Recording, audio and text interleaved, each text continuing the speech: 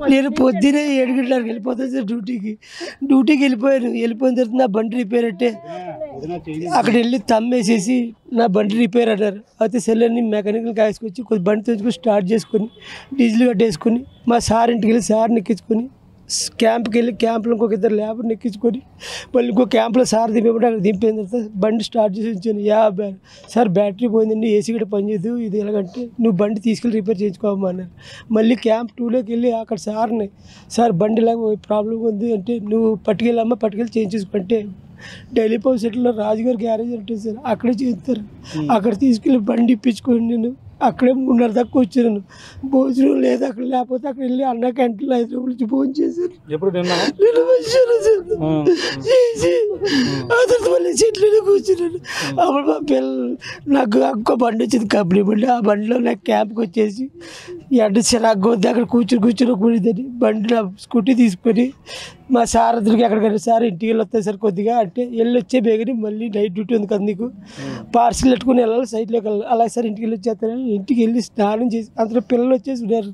వచ్చేస్తే వాళ్ళిద్దరికి మా ఆవిడ డాడీ స్నానం చేస్తాడు, నేను స్నానం చేసి నేను చేసేస్తానమ్మని వాళ్ళు స్నానం చేసి నేను కూడా స్నానం చేశాను.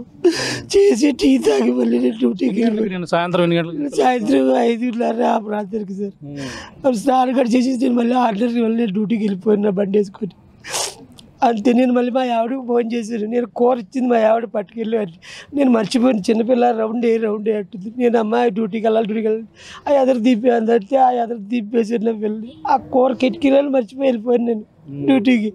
అక్కడికి వెళ్ళిన తర్వాత గుర్తుకొచ్చింది కూర మర్చిపోయారు. మళ్ళీ మా ఆవిడకి ఫోన్ చేసి కూర మర్చిపోయారు మళ్ళీ అక్కడ నువ్వు ఆ కూర ఫ్రిడ్జ్లో పెట్టేసుకో, నేను వస్తే భోజనాలు పార్సల్ ఇద్దాడు, వస్తాను లేకపోతే లేదు అని చెప్పాను సార్. అక్కడ భోజనాలు పార్సల్ ఇట్టారు. వాళ్ళు అన్నారు సైట్లోకి బాబు వెళ్ళాలా, మెకానికల్ గట్ట తీసుకెళ్ళాలి, అక్కడ రోడ్ వేసి మిషన్ బిగించాలా అన్నారు. అంటే సరే అని ఇంకొక ఇద్దరు కుర్రోళ్ళు ఎక్కి క్యాంటీన్లో పని చేస్తున్నారు. ఆపరేట్ కంపెనీ సార్, రోడ్లు వేస్తున్నారు, బైపాస్ రోడ్ వేసే కంపెనీ. అపరేట్ జేపీ వేరండి, అపరేట్ వేరే. అవును సార్, సబ్ కాంట్రాక్ట్ అపరేట్ అందులో చేస్తున్నాను సార్, బొలెరో డ్రైవర్ కింద. అయితే భోజనాలు పట్టుకుని వెళ్తుంటే అంతలోకి మెకానిక్ అక్కడ తీసుకెళ్ళాలి అన్నారండి. సరే తిని అంతలో క్యాంటీన్లో ఇద్దరు కుర్రోళ్ళు అనియా మేము స్టేషన్ దాకా వస్తా ఉంటే వాళ్ళని కూడా ఎక్కడనే తీసుకొని వాళ్ళిద్దరు స్టేషన్ కాడ దిగిపోయారు పెట్రోల్ బంక్ దగ్గర. మళ్ళీ నేను మెకానిక్ తీసుకొని మళ్ళీ సైట్లోకి వెళ్ళిపోయాను, బేవసం టెంపుల్ బ్యాక్ సైడ్కి వెళ్ళిపోయి అక్కడ భోజనాలు వాళ్ళకి ఇచ్చేసి మెకానికల్ దిగిపోయారు. ఇంకా అక్కడ ఉంటే వాళ్ళకి భోజనాలు ఇచ్చేసి నేను మళ్ళీ కార్ వేసుకుని మళ్ళీ 4+600కి వెళ్ళిపోయాను ముచ్చలం టెంపుల్ దగ్గరికి. అక్కడ భోజనాలు ఇచ్చేసింది. అక్కడ సూపర్వైజర్ ఉన్నాడు పాప దోవల్లో కూర్చొని, అన్నీ అక్కడికి వెళ్తున్నాను భోజనాలు కదా. నేను అతను నేను బండిలో కూర్చోగా మళ్ళీ ఇక్కడికే రావాలని 2+ అని చెప్పి ఆయన్ని కూడా తీసుకుని వెళ్ళి 6+లో కాటా ఉంటుందండి, వేబిజీ ఇక్కడ అక్కడ అన్ని కాటా వేయించుకుంటారు వెళ్ళి. అక్కడ సూపర్వైజర్ ఉన్నాడు. అక్కడ ఉన్న సూపర్వైజర్కి అందరికీ భోజనాలు ఇచ్చేసి ఇంకా ఎదురు ఉన్న వాళ్ళు భోజనాలు ఇచ్చేసి వచ్చేస్తా మళ్ళీ నేను ఉన్న వాళ్ళు సూపర్వైజర్ తీసుకుని మళ్ళీ అది రూట్ని మళ్ళీ ఇద్దరు సూపర్వైజర్ కలిపి వచ్చేసేటికి మంచిలు లేవు బ్రదర్ అన్నాడు. అంటే సరే అవుతుంది మంచిలకైనా పెద్దటికి వెళ్తే టెంపుల్ కూడా పట్టినవారు. రాత్రి అంతా మీరు అక్కడ ఉన్నారు. రాత్రి సమయంలో మీ ఇంటికి నుంచి ఫోన్ ఏమైనా చేశారా ఎవరు పిల్లలు? మా ఆవిడ చేసింది సార్. ఎన్ని గంటలకి? 8:30 8 అంతా వస్తాను. నేను టైం అయితే చూడలేదు, ఎందుకంటే నేను అంతా భోజనం చేసావు లేదా టాబ్లెట్లు వేసుకున్నావు లేదా అనేది సార్. నేను ఇంకా లేదు భోజనం భోజనాలు పంచి పెడుతున్నాను. కానీ భోజనాలు పంచి పెట్టిన తర్వాత నేను భోజనం చేసి మళ్ళీ క్యాంప్కి వెళ్తాను. నేను మెడిసిన్ మర్చిపోయాను బండిలోని డిక్కీలో. అయితే భోజనం చేసిన తీసుకోవాలి కాబట్టి వెళ్ళి వేసుకుని వస్తానులే, కంగారు పడుకో అని అన్నాను. మళ్ళీ ఇంకోసారి ఫోన్ చేసింది చేస్తే నువ్వేం కంగారు పడుకో, శుభ్రంగా పడుకొని తాళాలు వేసుకుని అది 8:30 9 10 అవుతుంది సార్. అంతే. నాకైతే టైం వచ్చి చూడండి, ఎందుకంటే తిరుగుతుంటాం కదా సార్, అక్కడ అన్లోడింగ్ ఇక్కడ లోడింగ్ అని ఉంటాయి, నెలని శుభ్రంగా తిప్పుతుంటాం అన్నమాట. ఇంకా అలాగే అవి అయిందండి. అయిన తర్వాత భోజనం చేసి మళ్ళీ సూపర్వైజర్ అన్నట్టు మన పని ఎక్కడికైనా ఎక్కడికి వెళ్తే క్యాంప్కి వెళ్ళి అంతలోకి మళ్ళీ ఇంకో సూపర్వైజర్ ఫోన్ చేసి సార్ నువ్వు 8+లో భోజనం ఇవ్వలేదంటే అక్కడ చూస్తున్నాడు పాప. పనిలోనే ఉన్నావు సూపర్వైజర్. ఉదయం ఎన్ని గంటలకు వచ్చావు? డ్యూటీ ఎన్ని గంటలకు అయింది సార్? నా డ్యూటీ 6:30కి అంతా అయిపోయింది సార్. అయిపోతే నేను క్యాంప్లోకి వచ్చి బండి కడుక్కొని శుభ్రంగానే బండి అప్ చెప్పేసి నేను తమ్మేసేసి ఇంటికి బయలుదేరి వచ్చానండి. ఇంటికి రావాలి సరిగ్గా 7:20 అంత అవుతుందండి. వచ్చి నేను గేట్ తలుపు తీసలేదు, ఏసీ ఉంది. ఎప్పుడు అంత పొద్దున్న దాకా ఏసీ ఉండదు, పొద్దున్న లేచిపోతారు వెళ్ళి, ఎందుకంటే డైలీ లేస్తారు. టీలు లేకలేదు, టీలు సెల్ అవుతాయి, మాదిరిని కాకేసాను పలకలేదు. మళ్ళీ నేను ఏం చేశానంటే సరే అయితే అందరూ కిటికీలను చూడడానికి ఏముంటుంది, ఈ రూమ్లోనే పడుకుంటారు అందరూ. సరే నేను అలా గోడ దూకెళ్ళి మళ్ళీ తలుపు పడుతుంటే అంతలోకి 5 ఆవిడ వచ్చింది. అదే బావా అలా కేకలేస్తున్నాను, ఏమన్నా తెలియదు ఇందాక నుంచి కేకేస్తుందంటే నాకు ఇంకేం తోచలేదు. నాకేంటంటే ఏంటి ఎప్పుడు అంత పడుకోరు కదా, నేనేం చేశానంటే సర్లే అవుతా అని కొడుతుంటే అంత కానీ బాబు సుత్తి ఉన్నా బాగుంది అవుతాయి అమ్మ అని ఆ తాళం కప్పు బదులు కొట్టాను, నేనే బదులు కొట్టాను. ఎవరు ఇచ్చారు సుత్తి? ఎదురంటే ఆవిడండి ఇచ్చింది బాబు బదులు కొట్టి. మరి ఏంటంటే వీళ్ళు తలుపు తీయబోదు ముగ్గురు అలా పడున్నారు బాబు వాళ్ళు. అంతేనండి, ఇక నాకేం తెలియదు.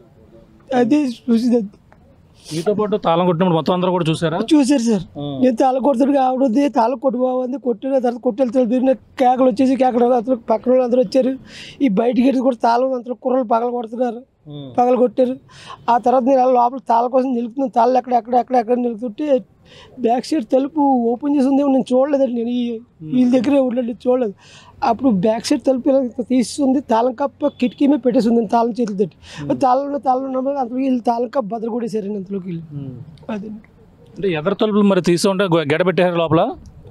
ఒక పక్క తప్పితే లోపల డోర్ పెట్టేసి చెప్తుందండి గడ. ఎదరు దానికి తాళం వేసేసి ఈ డోర్ నుంచి వెళ్తాం, ఈ డోర్ నుంచి వస్తామండి మేము. ఎప్పుడు బ్యాక్ సైడ్ ఎప్పుడు తాళం వేసే ఉంటుంది, ఎప్పుడు తీయం మేము. ఆ తాళం మరి ఎలాగైందో ఆ తాళం తీసుంది. ఎలా ఉన్నాయి మీరు వెళ్ళవచ్చు లోపల? ఎలా ఉన్నారు వాళ్ళందరూ? శవాలు అయిపోయి ఉన్నారు బాబు, రక్త మరుగులు ఉన్నారండి ముగ్గురు. మా ఆవిడ వారు ఆ పిల్ల ఇటు ఈ పిల్ల ఇలాగా ఉన్నారు బాబు ముగ్గురు. అంతేనండి, నాకు ఇంకేం తోచలేదు. ఎట్లే మా చెల్లికి ఫోన్ చేశారు, మా మామగారికి ఫోన్ చేశారు, మామయ్య పిల్లల్ని అందరూ చంపేశారు అండి పేరండి. అంతేనండి, నీకు నాకేం తెలియదు. నేను అవుతే చేయలేదు బాబు. నేను రాత్రి మళ్ళీ డ్యూటీలో ఉండాలి, పొద్దునే వచ్చాను అంతే డ్యూటీ. అంటే నీపై పోలీసులు విచారించారు, ఏం చెప్పారు? మీరు మీ పైన కూడా అనుమానం ఉందన్నారు. నన్ను అంటున్నారు సార్, నువ్వే చంపేసావు ఈ పిల్లల్ని, నువ్వే చంపేసావు, నువ్వే ముద్దాయమంటారు. నేనైతే చంపేసుకుంటే సార్, నేను పెంచుకుంటున్నాను ఇంట్లో కష్టపడి పెంచుకుంటే నేను చంపేసుకుంటాను సార్ నా పిల్లల్ని కట్టాను. ఇప్పుడు దాకా అదే సార్, నువ్వే చంపేసావు అంటున్నారు. నేనేం చెప్పేస్తాను సార్. అది మరి అనుమానం ఎవరి మీద ఉంది? నీకు ఎవరి అనుమానం ఉందా? నాకు ఎవరి మీద లేదు సార్. నేను ఎప్పుడు ఇంటికాడ వస్తాను, ఇంటికాడ ఉంటాను, పడుకుంటాను అంతే, డ్యూటీకి వెళ్తాను అంతే. నాకు ఎవరితో మాట్లాడను. అది ఏంటి, ఏం చదువుతున్నారు పిల్లలు? ఏం చదువుతున్నారు? ఏం పేర్లు వాళ్ళ పేర్లు? ప్రైజీ చేసినోడే 1వ తరగతి పెద్ద బాబాయ్ పుష్పకుమారి నిసి అంటామండి, ఆవిడ 4వ తరగతికి వెళ్ళింది బాబు. అది మళ్ళీ షూలు లేవంటే షూలు అని కొనేసి ఫస్ట్ క్లాస్కి వెళ్ళింది బాబు. మీకు ఎవరితో అన్నా గొడవలు ఉన్నాయా గతంలో? ఎవరితో దీని ఎవరితో గొడవలు ఆడు సార్. నాకు గొడవట్టే పోయి దూరంగా ఉంటాను, ఎవరి దగ్గరికి వెళ్ళి గొడవలు గట్ట.